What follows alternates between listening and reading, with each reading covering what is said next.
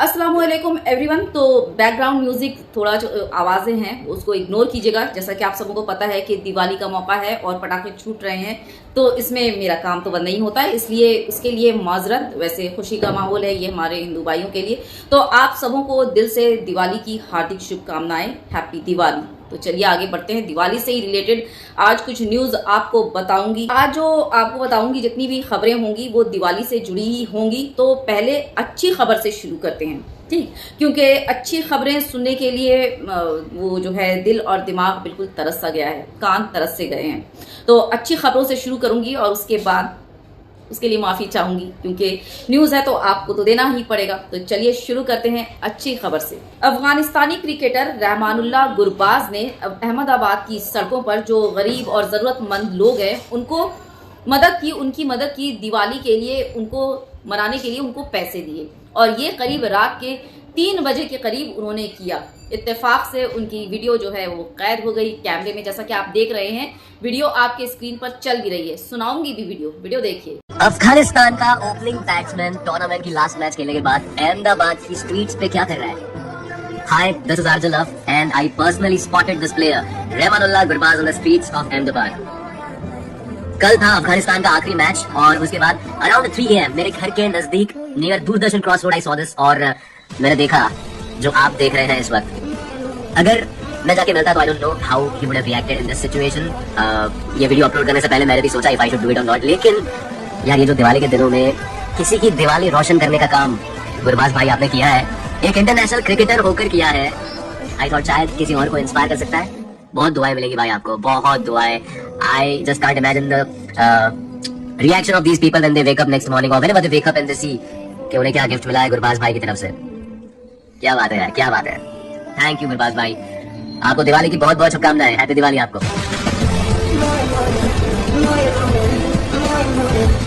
तो अफगानिस्तान से आए खिलाड़ी यहाँ की गरीब जनता के लिए, ताकि वो दिवाली मना सके, उनकी मदद कर रही है, उनको पैसे दे रही है। आधी रात को सड़कों पर निकलकर और छुप छुपा के मदद कर रही है, ताकि कोई उसका जो है वो न्यूज ना बन जाए, कोई हो ना जाए, ठीक। छुप छुपा कर मदद कर रही है। लेकिन हमारी यहाँ पे जो सरकार है वो क्या कर रही है?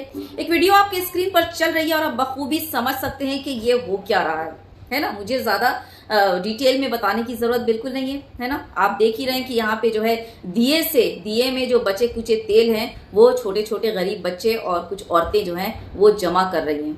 चलिए वीडियो देख लीजिए।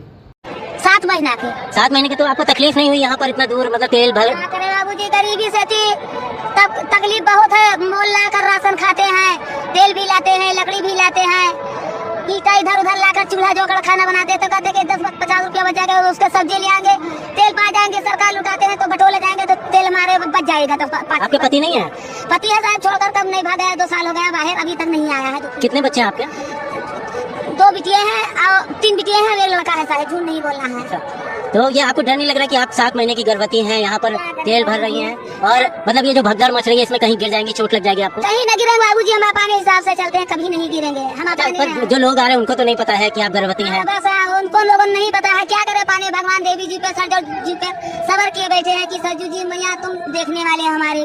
कहाँ की रहने वाली है? बहराइच के हैं। हाँ। यहाँ पर अयोध्या में कब से रह रही हैं? बस कल आए हैं। अच्छा, मतलब किसी ने बताया था कि ऐसी व्यवस्था हो जाती है यहाँ पे? किसी नहीं, 3 साल से आ रहे हैं। अच्छा, 3 साल से आप तेल भर के ले जाते हैं? 3 साल से, झूठ नहीं बोलना है बाबू। कितना तेल ले जा पाती हैं आप? ले जाते हैं 10-20 किलो तेल ले जाते हैं। कितना चलता है वो तेल? तेल चलता है 6-7-8 महीना चलता है तेल हमारे सबके यहाँ पर। इससे कुछ राहत हो जाती है? हाँ, राशन कार्ड है आपका?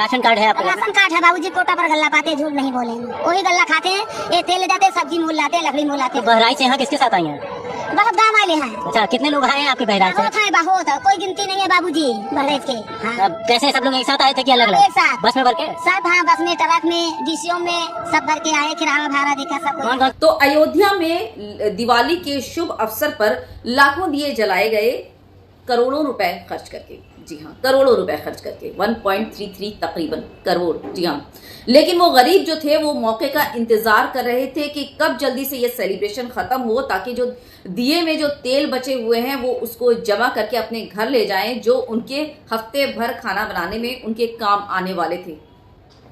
तो सवाल ये है कि क्या सड़कों पर दिए जलाना इतना ज्यादा जरूरी था कि या फिर इन गरीबों की मदद करना कि इनको थोड़े से पैसे देकर या इनकी कुछ इनको मदद भेज दी जाती। जवाब आप इस बात का कमेंट बॉक्स में जरूर दीजिएगा कि रास्तों पर, सड़कों पर इस तरह से दिए जलाना ज्यादा जरूरी था या फिर इन गरीबों के घरों में और इनके दिलों में खुशी के दिए जलने ज्यादा जरूरी थे। होना तो ये चाहिए था कि हम गरीब और अमीर मिलकर इस तरह से कुछ करते कि हर कोई, हर वर्ग का जो है, हर क्लास के लोग दिवाली कम व बेश मना सकते, है ना। ये मेरी अपनी राय है, आप अपनी राय कमेंट बॉक्स में दीजिएगा। तो क्रिकेटर से रिलेटेड मैंने आपको अच्छी खबर सुनाई। अब आते हैं दिल को दहलाने वाली खबर, यानी कि कुछ शर्मसार करने वाली और कुछ दिल को दहलाने वाली खबरों के साथ।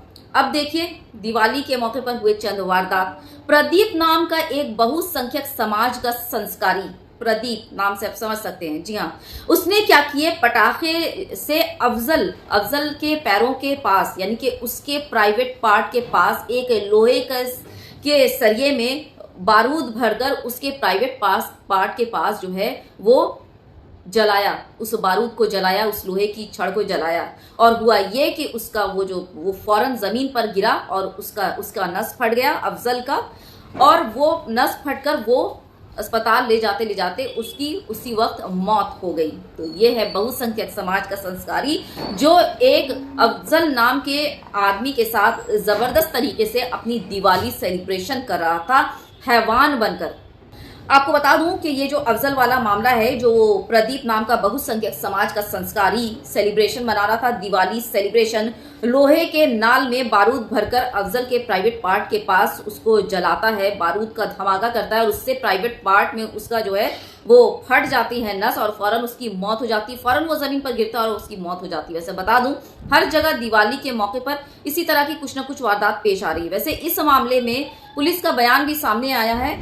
दिनांक 12/11/2023 की रात्रि लगभग 11 बजे झंडापुर क्षेत्र थाना लिंक रोड में पुलिस को सूचना प्राप्त हुई कि एक व्यक्ति प्रदीप सनाफ हरिराम के द्वारा पाइप वाले पटाखा प्रयोग किया जा रहा था, जिसको चलाते समय उसके सामने खड़े नाटू अफजल के पैर में पीछे की ओर नस फट गई, जिसकी वजह से रक्तस्राव होने लगा। तत्काल उसको अस्पताल ले जाया गया, जहां डॉक्टर के द्वारा उसको मृत घोषित कर दिया गया। पुलिस द्वारा अभियुक्त पंजीकृत कर लिया गया है। अभियुक्त की गिरफ्तारी के लिए टीमें गठित कर ली गई हैं तथा अन्य वैधानिक कार्रवाई की जा रही है। अब नेक्स्ट वाकया जो आपकी स्क्रीन पर लगा रही हूँ वो है उत्तर प्रदेश अमरोहा जिले का वाकया। और बता दूं कि ये जो हुआ ये धनतेरस के दौरान ये वाकया पेश आया। बाकायदा न्यूज 24 की रिपोर्ट आपके स्क्रीन पर है। जुए में हार गया था बेचारा पति, तो उसने अपने पत्नी को गिरवी रख दिया। वो सुरेश चौहान के बोलता है ना कि आओ हमारे यहाँ शादी करो, तुमको पूरी जो है वो ये मिलेगी, सेफ्टी मिलेगी, किसी भी जो है किसी के साथ बोला था ना उसने, हाँ, तो ये है सेफ्टी। खैर जुए में हारा पति और पत्नी को गिरवी रख दिया। उसके बाद जब पत्नी के भाई को पता चलता है कि ये कांड हो गया उसकी बहन के साथ, तो वो आता है बेचारा अपनी राखी की का सम्मान करते हुए अपनी राखी की राज को बचाता है और अपनी बहन को बचाकर ले जाता है। मामला थाने में दर्ज कर लिया गया है। वैसे आप समझ ही सकते हैं कि थाने में ऐसे हजारों मामला पड़े रहते हैं, कुछ नहीं होता, कुछ भी नहीं। अब आपके स्क्रीन पर न्यूज डिक्शनरी की रिपोर्ट है। जी हाँ, वेस्ट बंगाल में दिवाली के मौका पर ससुर जी को चाहिए था पकोड़ा, और पकोड़ा ना मिलने पर ससुर जी ने कर दी जो है अपनी बहू की हत्या। जब बेटे को पता चला तो उसने जो है थाने में रिपोर्ट दर्ज कराई। अब आप समझ ही सकते हैं, मुझे बताने की जरूरत नहीं है कि ससुर जी को जो है वो पकोड़े की जरूरत क्यों पड़ी थी, और पकोड़ा ना मिलने पर सीधा सीधी जो है हत्या ही कर देते हैं अपनी बहू का। तो हाँ, सुरेश चौहान के इस जो है न्यूज पर जरा नजर डालना अपनी, है ना। वो पूरी सुरक्षा मिलेगी, आओ हमारे धर्म में आओ, पूरी तरह से सुरक्षा मिलेगी। वैसे यहाँ पर एक बात क्लियर कर दूं, ये सबके लिए नहीं है, ये सिर्फ इसके लिए है जो मुसलमानों को टारगेट करते हुए इस तरह की भाषणबाजी करता है। ये सिर्फ और सिर्फ सुरेश चौहान के लिए है। बाकी सारे हिंदू घरानों में ऐसा ही है, ऐसा बिल्कुल नहीं है, बिल्कुल नहीं है। पहले भी कई बार बोल चुकी हूँ कि अच्छे और बुरे लोग हर जगह मौजूद होते हैं। तो किसी के धर्म को निशाना बनाना, कोई एक वारदात को लेकर ऐसा करना गलत है, जो कि इनके लिए एक जो है ना, समझ रहे हैं आप, ठीक ना। इसलिए इस चीज को लेकर प्रोपेगेंडा बनाने की और ये करने की, हिंदू धर्म को ऐसा कह दिया, हिंदू ये को ऐसा कह दिया, ऐसा बोलने की जरूरत नहीं है। मैं बाकायदा डिफरेंस दे रही हूँ। और ये जो मैंने दिखाया ये सिर्फ सुरेश चौहान के लिए ही था, ठीक। आम जनता, बहू, पत्नी, ये सब तो खैर हो गया, पड़ोस का मुसलमान, ये सब दिवाली तो मन गई। अब देखिए इस दिवाली में पुलिस इंस्पेक्टर तक महफूज नहीं रहे, उन पर भी जो है दिवाली का जो है जबरदस्त पटाखे चलाए गए। जी हाँ, आपके स्क्रीन पर है रिपोर्ट। अब देखिए उत्तर प्रदेश का हाल। लखनऊ में दिवाली की रात एक इंस्पेक्टर जिनका नाम है सतीश सिंह पर अंधाधुंध गोलियां जो है उन पर चलाई गई और मौका वारदात पर ही उनकी मौत हो गई। और आप समझ ही सकते हैं कि वो इंस्पेक्टर जो थे सतीश सिंह, उन पर गोलियां क्यों चलाई गई होंगी अंधाधुंध। वो यूपी लखनऊ के गुंडों द्वारा। ये गुंडों ने ही किया होगा, कोई शरीफ आदमी तो ऐसा आकर नहीं कर सकता, इसलिए गुंडों को ज्यादा वो ईगो पे लेने की जरूरत नहीं, ठीक ना। तो हुआ यूं होगा कि ये इंस्पेक्टर साहब जो है सतीश सिंह गुंडों के मवालियों के पीछे पड़े होंगे, सजा बाकायदा दे रहे होंगे, तो बस क्या था, इन गुंडों ने जो है अपना काम कर दिया। वैसे मैं ढूंढ रही हूँ वो मठ वाले बाबा जी जो कहते हैं कि यूपी से उन्होंने पूरी तरह से गुंडागर्दी और गुंडों का सफाया कर दिया, तो फिर ये आए दिन यूपी और उत्तर प्रदेश में और इस तरह से गाजियाबाद, लखनऊ वगैरह से इस तरह के मामला आए दिन क्यों सामने आता और मुजरिमों की तादाद आए दिन ब दिन बढ़ती जा रही है, क्यों? मठ वाले बाबा जी ने कहा था कि मैंने तो पूरा सफाया कर दिया, कोई यहाँ पर हिम्मत ही नहीं कर सकता गुंडागर्दी की। फिर ये सब क्या है? मैक्सिमम खबरें जुर्म की और जो है इस तरह से रेप की और दिन दहाड़े गोली चला देना, दिन दहाड़े लूटपाट, ज्यादातर खबरें आपको यूपी से ही मिलेंगी। आखिर ऐसा क्यों?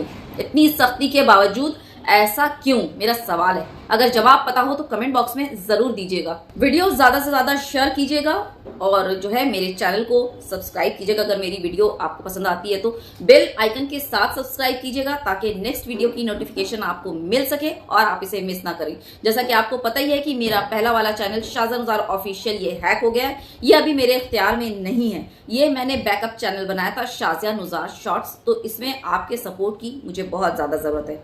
Take good care of yourself. Jai Hind, Allah Hafiz.